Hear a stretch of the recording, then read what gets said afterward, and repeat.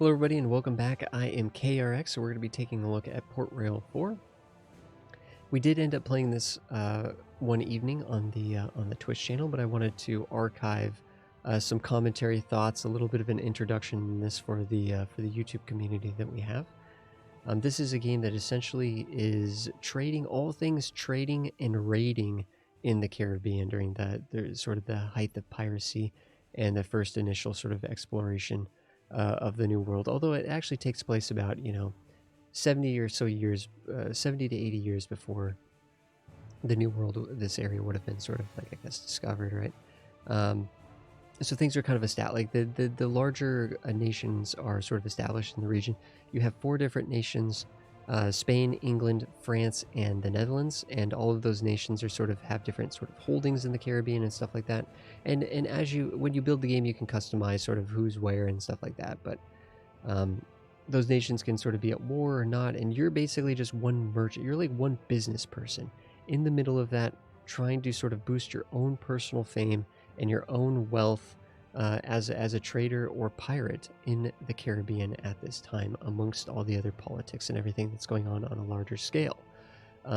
There is a campaign that covers sort of a Spanish, French, Netherlands, and English campaign. So there's a campaign for each of the 4 different major national factions. But I think we're probably going to end up doing a free play. I did also go through the tutorial, and I'd say it's good for getting you going. Just going through the tutorial, it takes about an hour, maybe 30 minutes to an hour, and you can get through there and get going based on that. So we can see here, we can actually select which nation we would like to be a citizen of. But again, it's kind of important to know that we're not necessarily... We would be an English citizen, and that would have ramifications for when these countries go to war. But for the most part, we're just one person trying to make a buck. So who knows what that means, right? We're just one person in the Caribbean trying to become wealthy. So let's see, what the heck? England reduced construction costs for military frigates and ship of the line. Sounds good. Faster work in the shipyards. Hey, sounds good. Building ships seems like it'd be an important thing for a businesswoman in this area. And we can actually either be a buccaneer, or we can be a piratess, or we could be an adventurer, or we could be a merchant. And they all have little different sort of pros and cons and things like that. The merchant, I think, is probably one of the stronger and more streamlined ones. I mean, if you were trying to sort of dip your toe into the game, I think the merchant is pretty recommended, just on the basis that you do not need to buy trade licenses, so that saves you a little bit of money at the start with the different holdings and stuff. And then also you are able to trade with people even if you're at war with them, which is actually pretty cool. So it doesn't disrupt your trade lines as much playing as the merchant than it would if you were playing as other people. Of course, the buccaneer is someone that's going to be able to do legal piracy more easily and more often. The piratess is basically someone that's just going to be like a pirate, piratey gameplay. And then the adventure is someone that's kind of, has their own things going on. So let's be the merchant. Let's be the merchant. Haley Ward, there we go. Let's get in there. Here we can set the difficulty that we're going to do. We're basically, I think we're going to start with a pretty relaxing game and a good sort of startup. In fact, we could just give ourselves a couple 100,000 gold just for spotlighting the game and explaining the game. Whether you start with 50 or 200,000 or 2 million, it actually doesn't really make the game any easier or harder, because for the most part, it's whether or not you build systems and you created a system that is profitable or not, right? So regardless of how much money we start with, we need to make things like create trade lines and stuff like that are profitable, and build up our holding, our town, in a way that's successful. So the amount of gold that you start with, I mean, this is nothing. 200,000 is literally nothing compared to what you are going to have to earn and spend throughout the course of the game. So this just gets you going a little bit quicker. Having 2 vessels, again, it just gets you going a little quicker. You could go to 1, or I don't know, it does go to 3. 2 is going to be fine. 2 is going to be just fine. But the one thing I do like, the reason why I don't like to pick the I want a relaxing game, is because the resources are set to even distribution on the relaxing game. I want it set to regional distribution. But everything else is fine. We definitely probably want to check and make sure that trade routes are set with automation. so that you are allowed to automate trade routes. That is going to save you some time. Although I could totally see playing this game and not doing automated trade routes. It just kind of depends on what you're trying to get out of the game and stuff. But I think for this introduction and spotlight, we're going to take advantage of how we can set up some automated trade routes. So let's hit confirm. So a new custom game there, and we'll hit continue. So here we could actually sort of change up the distribution of the size of our country. So we're playing as England, so we're going to be down here. The Spanish are in red, England in white, Netherlands in yellow, and France in blue. Kind of interesting. It seems like England could be red, Netherlands maybe could be white, and Spain could be yellow. But anyways, so we could change this up a little bit, and then if based on the size of our nation's starting position. So England's a relatively powerful nation at start, but Spain has a huge amount of territory. And again, we're not that concerned. Like, it's not like we're not trying to necessarily dominate the world for England, although I guess that could be a goal. You could try to help England take over the entire Caribbean and create a utopia of trade, right, and peace by just ruling over everything.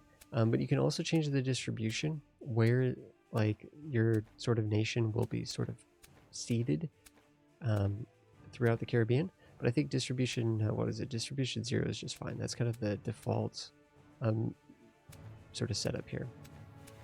And then you could pick what sort of starting hometown you want. The hometown, essentially, you have a lot of control to build businesses and build extra buildings in the hometown and invest in your hometown. So you could build in your hometown completely. However, you can actually acquire additional towns for like building rights in additional towns. So you can do that too. But this is going to be like our main hub, right? Our home base. There's actually kind of two home bases. There's our personal home base, but then there's also the home base for all of England. And that is going to be Santo Domingo. So this is where our viceroy, the governor of the Caribbean governor or whatever, viceroy I guess maybe is the better term, is going to be in charge of the England. It's going to be like, this is the hub to London basically there and stuff. So discover towns, we have that off. That's going to be totally fine, just because we don't need to send a ship here and just discover all the towns. We'll just keep them discovered at the start. Saves us a little bit of time. And I think it looks like it's actually off by default, so we'll keep that. Getting into the game now, finally. Okay, we've set up. Here is our town. Here's our town. Here's a convoy, the Neptune. Looks like there's a couple ships in that, right? We did request to set up 2 ships. We can edit this convoy. We can make it 2 separate convoys with 1 ship, or you could just pile up ships into a single convoy. This convoy collectively has 400 capacity for goods. It's pretty good, but these are lower level ships, needless to say. Let's pause the game by hitting spacebar. We can also adjust the speed of the game by either zooming out, the game goes faster. You can see the ship moving faster now.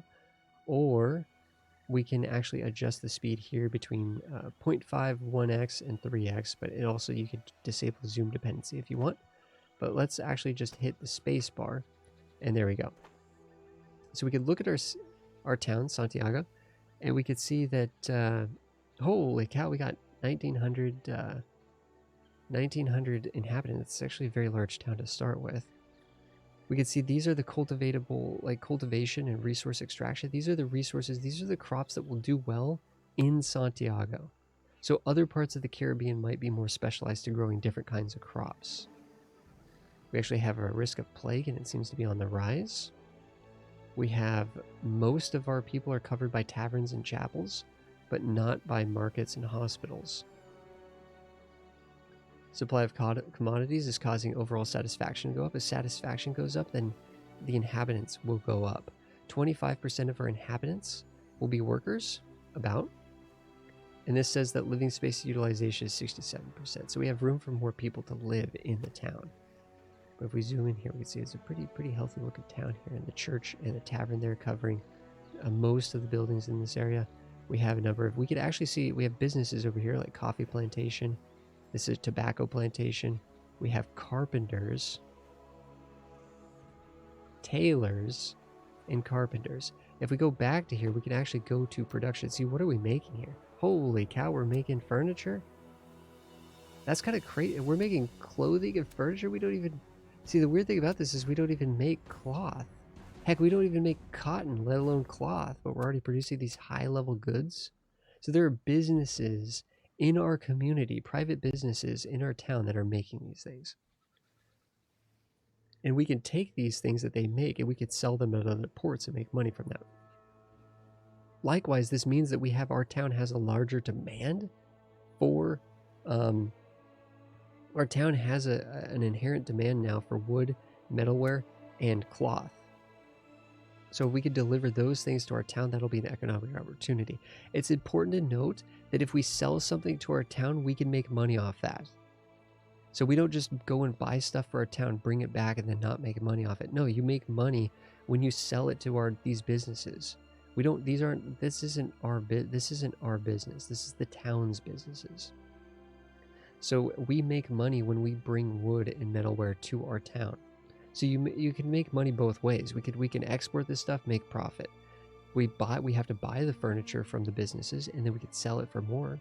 Buy it for less because they're producing it, right? The supply of furniture in our town is going to be higher than the supply in a town that doesn't even make furniture, probably.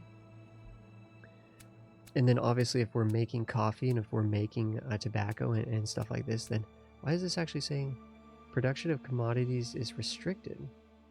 Why is it restricted? Maybe we just have to unpause for a little bit for that to fix. I don't know why it's saying it's restricted.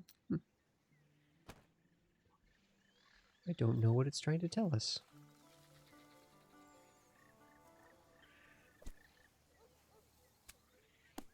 Yeah, not sure what it's telling us there. But these are the projections we currently have. We can have more different kinds of businesses here, up to 7. So we could produce a total of up to 7 things. And we know that if we're just basing it based on unique things, right? We could build additional coffee plantations, additional tobacco farms, so on and so forth. And we can see that for the most part, we're making everything that we produce that is good for this area, this region.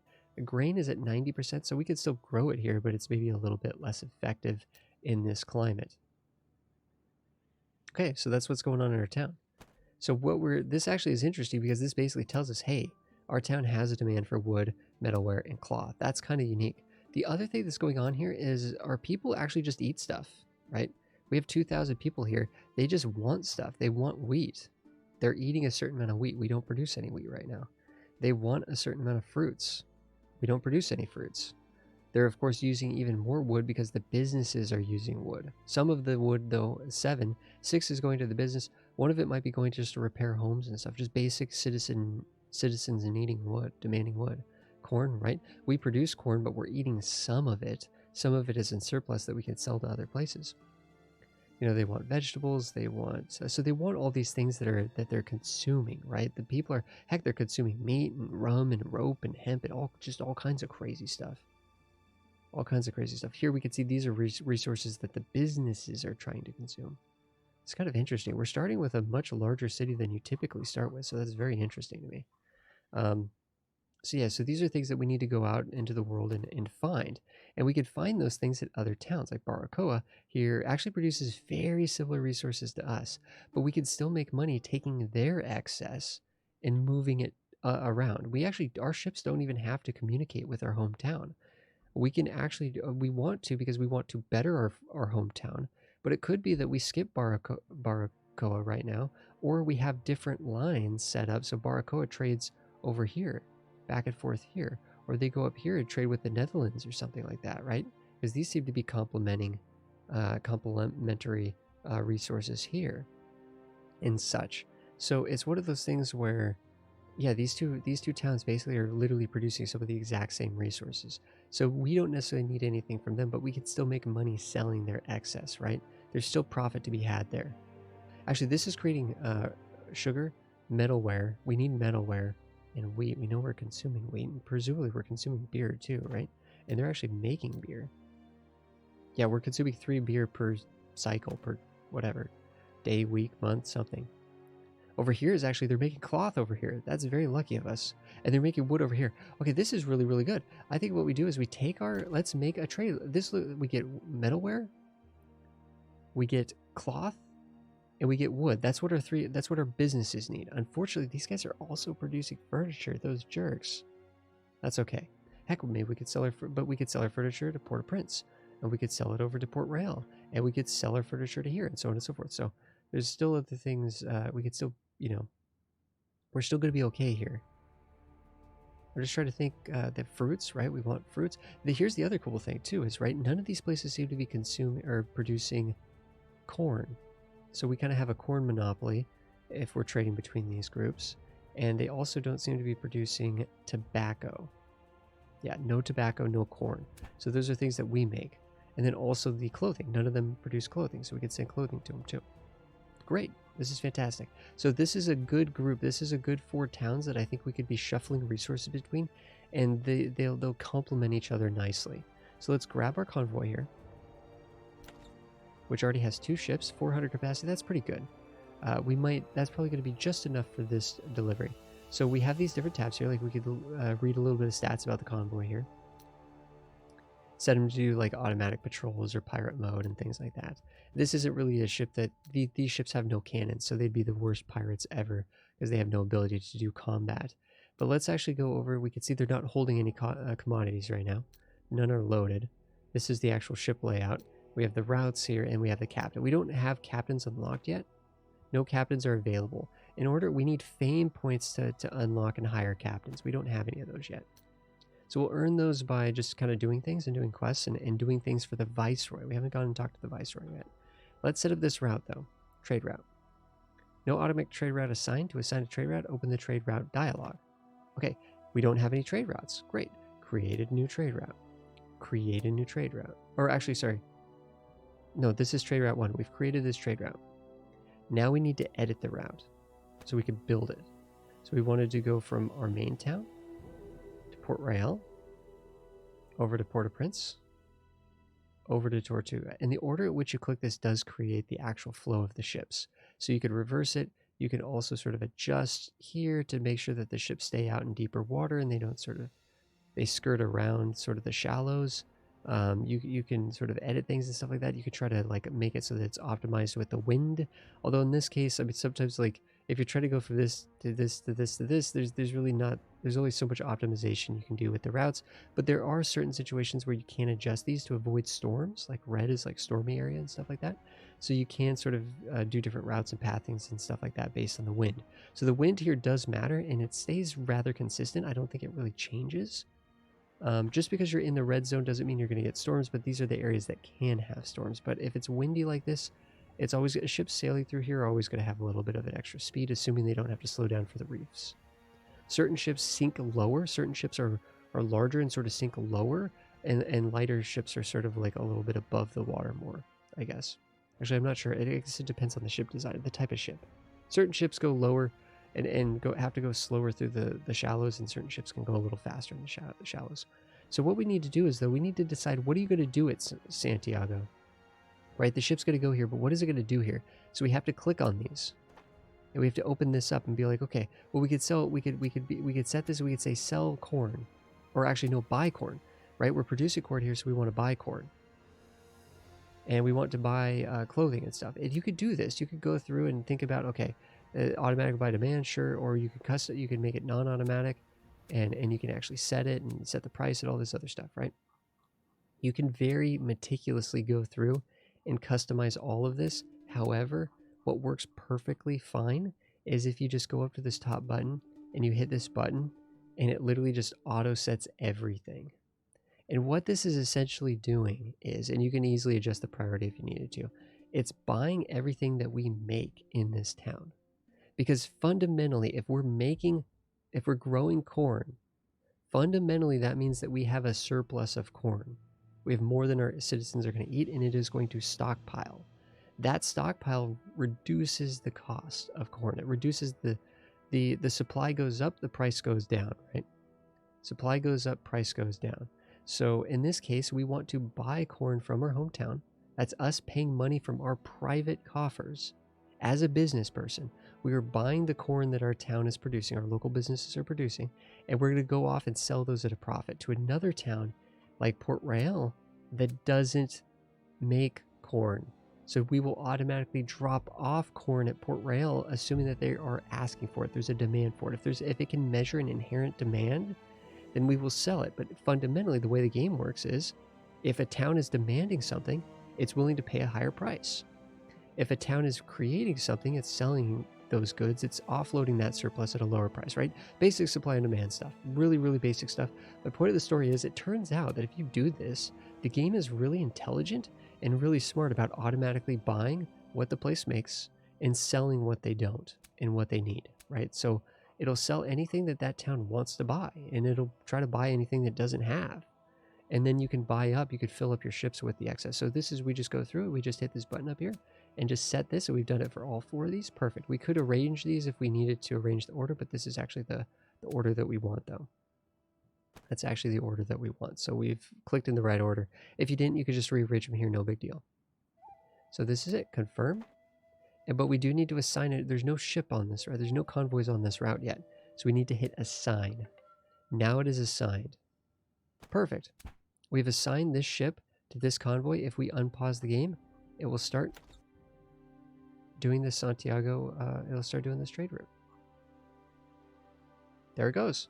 So we just bought a bunch of stuff. It bought some furniture, bought some tobacco, bought some coffee, bought some corn, and it's going to go off here and it'll sell some of that corn here. We have a new task that's just appeared. The Viceroy's given us a task. On behalf of the Crown, I have a task for you. Hey, awesome. In our town, the commodity fruits has been in short supply for a long time. While France has enough in stock, I therefore ask you to buy 600 units of commodity up by March 2nd, delivered to its. I don't know if we have enough capacity to actually do that. March 2nd, January, February, March. We have about 2 months. It would be a lot of hard work, but we'd have to go find a French area that is buying fruit, that's selling fruit. So we have Mosquito here, Florida Keys, the fruits everywhere. There's tons of fruits in France. He's not wrong. The Viceroy's not wrong. Fruits in Tampa. There's fruits all over the place here. So we could go here, just like load up on fruit and then bring it back to, presumably we are being asked to bring it back to our towns. So just any English towns. We could just drop it off at any English towns that want the fruit. We need to do 600 units of fruit in 2 months. That's actually not a lot of time. One of the things I don't particularly like about the game is that the tasks give you such a short window to get them done. It's just absolutely insane. So we are going to work on that. We're going to have to expand. What we need to do is we need to expand our fleet. We're going to monitor this and see how we're doing. It seems like we're picking stuff up and we're selling stuff. We'll have to let this run for a little bit to see if it's making us money. But I want to actually spend some of our initial cash to get more ships and maybe start working on that special quest in order to build fame and start working towards that. So I have the game paused right now while we want to talk about how to make ships. But we're going to do that in the next episode. So thanks everybody for hanging out with us. We have gotten into the game. We've looked around a little bit. We've poked around our menus just a little touch, talked a little bit about Santiago, what we do here. Apologize for mispronouncing the names. I'm a doofus. I've heard Santiago many times. I'm just being a doofus in how I'm saying it. So we have a ship that's doing some things here, right? And hopefully we can evaluate and we can monitor the effectiveness of that trade route, but we have to give it time to do the loop. We have to give it time to do the route and see how it turns out and see if we can modify it in any ways. Maybe it doesn't have enough capacity. Maybe it has too much capacity. Maybe the ships aren't fast enough or something. Who knows? Who knows? Or maybe there's not enough trading going on to make a profit. We don't know. We have to evaluate it after it's set in motion. But thanks everybody for watching. If you guys have questions, please ask down below and I'll answer them to the best of my ability. I'm not an expert on this game, but I've played it for we've played it for a bit now at this point, between Twitch and recording and offline and stuff. So I will do my best to answer the questions if you have any. And Discord is also a great place to answer the questions. But I will see you guys in episode 2, where we'll continue to explore some more of the systems for Port Royale 4.